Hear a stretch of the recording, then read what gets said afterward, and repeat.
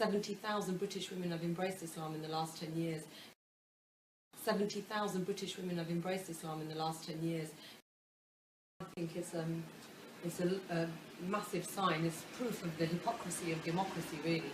Because if you propose to be a democratic country, I don't believe in democracy. I don't call for democracy. I don't believe in freedom. But the people who are proposing to ban the niqab they are democratically elected government, do believe in freedom and democracy.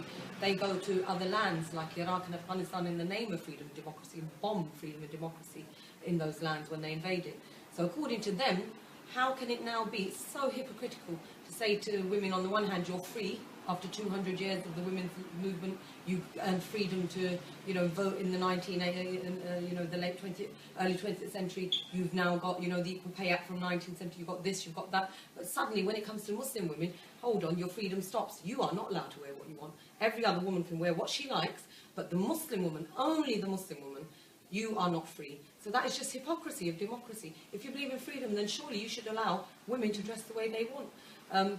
As I said, I don't believe in democracy because we believe that Islam is superior. We believe that we don't submit to any human being. As Muhammad was saying, we believe that we submit to the Creator, and that is the beauty of Islam.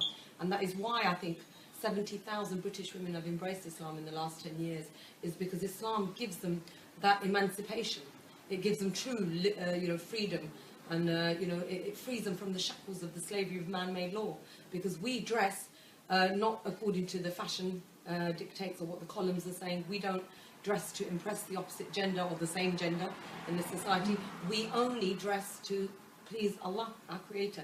And that is true freedom. That is true emancipation. When you are not subservient to any man, woman, president, any industry, we're not going to allow society to exploit our desires and our instincts. Why is it that the cosmetic industry in Europe is worth a couple of billion euros? It's mainly women buying this stuff, you see, because they're exploiting that desire of women to dress themselves up, to be attractive. And that is not to say that Muslim women don't like to dress up or anything, but we have rules for public dress. And these rules and these laws have been laid down in the Quran, that the woman, when she leaves the house, when she goes outside, there's a specific public dress. When she's in her private place, in front of her husband, her brother, her father, she's free to dress differently, you see. Similarly, man, he has a certain public dress code. When he is at home, he may be dressed differently. This is Islam, we submit to our Creator who knows best about our roles. And Allah has defined a certain role for women, a certain role for men. Some of the things we share the same roles as men do in some spheres of life and society. For example, political participation. In Islam, the women got the right to vote in 1980. We were given that 1,400 years ago, the right to politically participate in Islam.